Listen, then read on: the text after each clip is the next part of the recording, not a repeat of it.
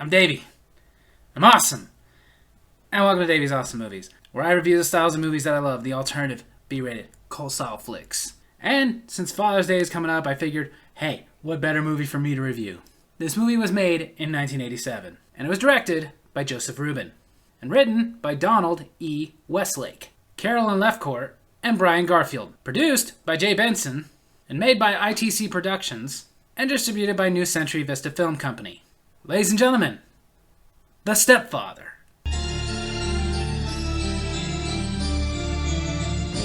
The movie opens with the lead of this movie cleaning himself up after what I'm imagining was eating a burger with way too much ketchup on it. He's the killer. The Stepfather. Played by one of the most awesome actors ever, Terry O'Quinn. He is in the process of changing his look because he's about to leave this house and family that he just murdered and start a new life. Originally, the director, Joseph Rubin, wanted him to whistle The Way We Were by Barbra Streisand, but that would have cost them a lot of money that they didn't have for this movie, so they just went with him whistling something from the public domain. Then we flash forward a year to a mother and daughter duo, Susan and Stephanie. Susan is played by Shelley Hack. Mother! Gotcha! Stephanie is played by Jill Schoelen, who most people would remember from Babes in Toyland. I, however, remember her from DC Cab.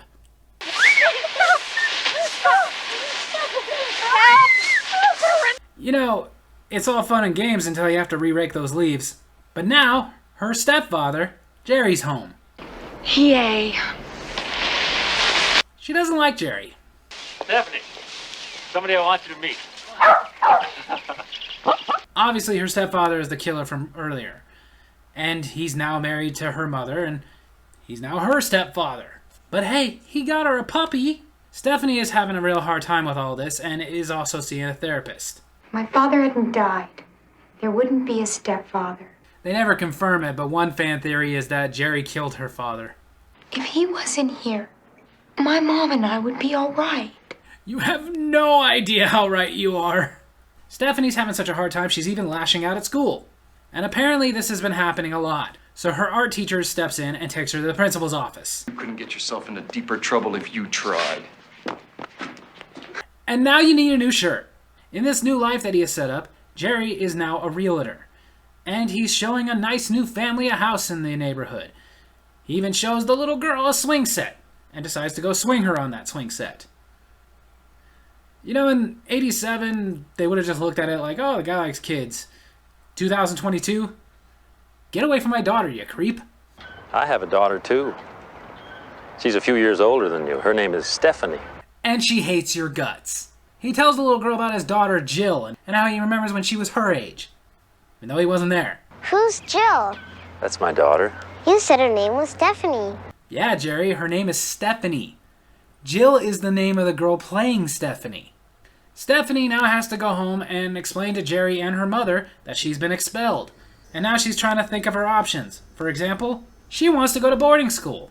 It's not a family without children. Jerry's not on board. Then we meet Jim. Jim is the brother of the wife of the family that Jerry murdered in the beginning. He has been trying to get the police to reactivate the case, but they have no leads to go on. So now his idea is to get the reporter who had covered the story to do a follow-up story with what he had found, that for 3 weeks he had quit his job but was still leaving every day to go to work. He believes in traveling not that far and setting up another life somewhere else, but then coming home every day as if he had just come back from work. Is that during that time he was setting himself up a new life? As Jerry. You do a follow-up story, right? You run a Pitch Remorse and your paper circulates in this area. You know, that's actually not a bad plan. Jerry is having a barbecue for his clients and neighbors. And while it's going on and everybody's enjoying the festivities, one of the neighbors sees the reprinted article. But Morrison's picture's not in it. This is terrible. Not for you, it ain't. They'd put it his picture like the guy wanted. You'd have been a little bit screwed. Someone at that table asks, like, how can a man do such a thing as to murder his whole family? Maybe they disappointed him. You're kind of giving yourself away a little bit there, buddy. Susan asks Stephanie to go to the basement and get some ice cream for the party. While she's down there getting it, Jerry comes in not knowing she's there. You're a good boy. He's a good boy. Isn't he a good boy? Your daddy's little angel. Okay. Very slowly and very calmly offer him some ice cream. I just have to get off by myself and let off some steam, you know? Sure. Sure. Screw you! Stephanie later finds the newspaper article and shares it with her friend. Things like this don't happen. Oh yeah? So that's a John List's family. Jim goes to the reporter because he's upset that they did not run the picture. My editor didn't run the picture, not me, huh? Apparently the newspaper he works for has a policy not to print stuff that would actually interfere with an open case, making this the only newspaper in existence to ever care about interfering with a case. But upon seeing the article, Stephanie wrote a letter to the newspaper claiming that she was a college student doing a report on this case and asking for a picture of Morrison. So this newspaper that refuses to print his picture because they don't want to interfere with the case, without seeing any credentials or anything, goes ahead and sends it. Problem is, Jerry intercepts it. And he'll be damned if he lets Susan and Stephanie see him with that ratty beard and terrible haircut. Stephanie's therapist, Dr. Bondurant, calls because he wants to talk to Jerry about Stephanie's problems. Why don't you just come up and talk to him? Tell him I'm not here. And if he calls back, tell him I'm still not here. I guess Jerry and I have the same opinion on therapists. Jim goes to a Lieutenant Wall, who informs him that Morrison is clearly not a real person, that it was an alias. But they have no idea who he was before that. No prints, no DNA. But they believe through similar cases that this is a guy who's been changing his identity over and over, integrating into new families, and when it turns out that these are not perfect families, flips out and kills them all. But he also tells Jim that unfortunately they have no leads for this case, they have nothing, it's gone cold already. So basically all they can do is wait for him to do it again. Which, in the history of some serial killers, sadly, that's been the case. Lieutenant, if you were me, what would you do? Lieutenant Wall's advice? I'd get a gun and blow the son of a bitch away. Jerry goes to the school, talks to the principal, and gets Stephanie back in. Stephanie's not happy about this. She had her heart set on going to boarding school. So she tells her therapist about why she wants to go to boarding school, why she doesn't want to be around Jerry anymore. She also tells her doctor that something about Jerry, she doesn't know what, just really scares her. Dr. Bondurant, because he can't get Jerry on the phone or come into his office for a private meeting, decides that to talk to Jerry, he's going to call Jerry at his realtor office and set up an appointment to check out a house under a fake name. Jerry finally gives Stephanie the picture that she'd been waiting for. But of course he switched it with a picture of the president of the Welcome Back Kotter fan club. Dr. Bondurant, as Ray, goes to see the house. You a family man? Confirmed bachelor. Ray starts asking Jerry a bunch of probing questions. How do you sleep at night, Jerry? I sleep like a baby. You know, I always find it funny when people say they slept like a baby. Because if we're being literal, that means you slept in your own piss and woke up every couple hours crying because you're hungry. Sounds like you had a strict upbringing. You might say that. In the original script, they actually wrote it to where throughout the movie, Jerry would have flashbacks of his abusive childhood, which would explain why he was the way he was and just is desperate to have a perfect family. They've decided not to put this in the finished script because that would have been more costly. They would have had to hire more actors, do more filming. They only had a limited budget. Jerry inquires about all the inquiries. Force of habit. My wife gets on me for that all the time. Of course, not only did we pick up on that, but Jerry picked up on that.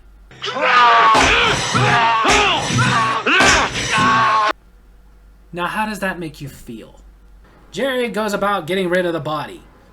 Luckily for him, Patrick Bateman was just there, so it wasn't that difficult. He then takes the doctor's car and body to a ravine to make it look like he was in a car accident. I wish I had some marshmallows right now. So now that that's done, he heads home.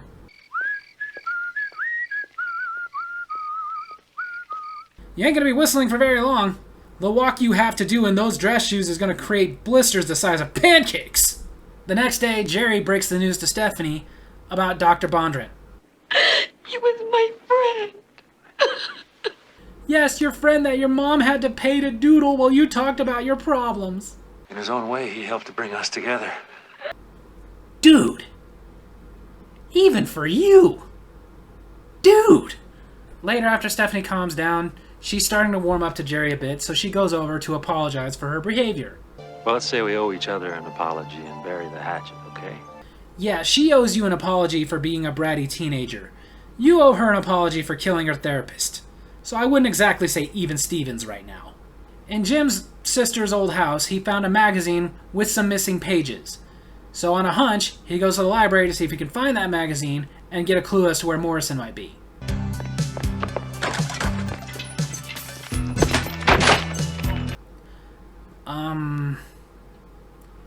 You planning to pick those up? Stephanie has a little date with a boy that she likes, and it ends well. Until... You could go to jail. This girl is 16 years old. So am I. She's 23. Of course, this pisses off Stephanie. She is just like, oh my god, you are so uncool. Stop it! He's your father now and you'll respect him. Wow. That delivery felt real. Well now, since this is clearly not going to be the happy family that Jerry was hoping for... Bye, everybody. Bye-bye. He quits his job. Jerry is also doing the thing where he's traveling to another town, setting up his new life, getting a new job, getting a new residence, and changing his look. Although I gotta say, with that new look, good luck getting a new wife. Hi, I'm Bill Hodgkins. And you're gonna sell insurance?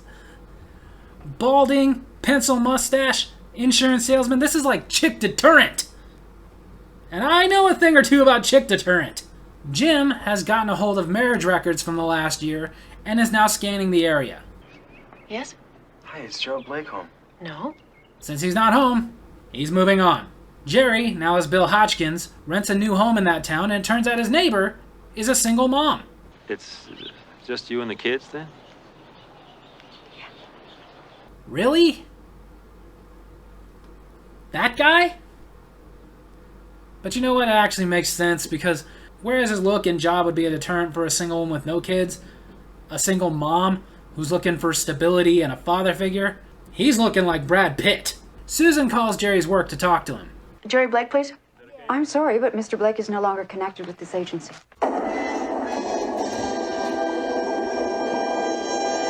We already knew that.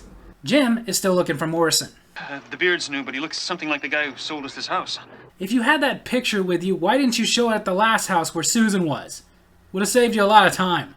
Upon hearing that he is a realtor, like Susan's husband, he makes a mad dash back to Susan's. When Jerry gets home, of course, Susan confronts him about what she found out, that he quit his job. He swears that he didn't quit his job. The receptionist is just a little off. That idiot! Susan tells him not to be so hard on the receptionist. Maybe she just knew and got his name wrong. Hodgkins, what's to get wrong? What did you say? Seems that all this identity changing has Jerry a little... lost? Jerry Blake. Thank you, honey. I guess plans are getting sped up. Jerry starts heading upstairs to get Stephanie. Somebody's always at the door at the most inconvenient times. It's Jim at the door, and since nobody answers, he lets himself in. Thus making his character completely useless. Next time, Jim, call before you drop by. Now to Stephanie. Hi, Pumpkin. Okay, I know he's trying to kill you and everything, but on the plus side, he just gave you an adorable little pet name.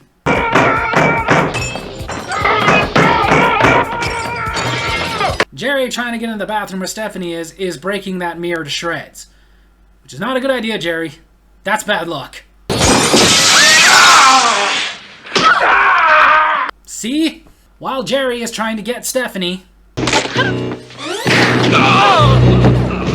So I guess he had some point providing the gun, but... Then again, he still didn't need to be in this movie. They could have easily written him out. I mean, it wouldn't be unbelievable that this family would have a gun in the house. And they would have saved money on that actor. Then again, there still wasn't much point in that gun, because what actually did him in... Stop it! Was the kitchen knife. Finally, in a horror movie, the kitchen knife saves the day. And now you get to tell your mom, I told you so. You think Susan will ever remarry? Well, now everyone is safe. At least until Stepfather 2. So there you have it. That's the classic psychological thriller slasher film, The Stepfather. This movie was so low budget that it actually made a profit off of its limited theater release, earning a box office of $2.5 million. Although, of course, most of its profit was when it went to video. It instantly gained success and cult status. Earlier in the review, I did mention John List, which the character Jerry Blake is very loosely based off of. John List being a man who murdered his entire family, and as it turned out, had quit his job but was still leaving every day and coming back at the same time as if he went to work, so as to not rouse suspicion after having just killed his family. Then falsified an identity, disappeared, and was found 18 years later and sentenced to life in prison, till he died. Apparently the reasoning at the time of the murders was he felt that this world had gotten too evil for his family to live in, and he was sparing them. Later he appealed his jail sentence, saying that he had PTSD from his time serving in the military. However, this movie was actually made a couple of years before John List was found. And I think they also assumed that John List must have been doing this somewhere else, but it turns out, as far as we know, John List did not have other families and killed them. He just assumed another identity and lived the next 18 years as that. Another interesting thing to me is that, despite the success of this movie, Joseph Rubin didn't want to direct this movie. When he was offered the opportunity, he tried to turn it down because of the fact that he felt it was just going to end up being just another slasher film, and he had no interest in doing that. However, when he took it on and made it more of what it was, he was very happy with the final product. The scriptwriter, Donald E. Westlake, not only based Jerry off of John List, but based the character Stephanie off of his own stepdaughter, whom he was having trouble getting along with. I wonder how great you guys got along after she saw this movie and realized the character was her. This movie is actually really great, though. It's very entertaining, very intriguing, and it sucks you in. They later described it as a slasher horror film because that would actually get people to watch it more than psychological thriller. But we all know what it is. It is a psychological thriller that is very well written. Heck, it was so well written that Jill Schoelen, the actress who played Stephanie, claimed that the final act was so disturbing to her that it actually gave her nightmares for quite a while after this movie was done. Nightmares specifically about Terry O'Quinn, which also speaks to his acting abilities. He played the part so well. He played the part in a way that, whereas you knew he was the killer, when he wasn't the killer, you couldn't help think to yourself, man, I would have liked this guy too. So based on that, I really do recommend that you guys check out The Stepfather. It's currently on Tubi. Make it your Father's Day tradition. So there you have it. That's my movie review this week. I hope you guys enjoyed it. And if you did, make sure to hit like, hit subscribe, hit that little bell so you get notifications when I post new videos, and leave a comment. Tell me what you thought of The Stepfather. Tell me which of the Stepfather movies is your favorite, because we'll get to more. Love you guys.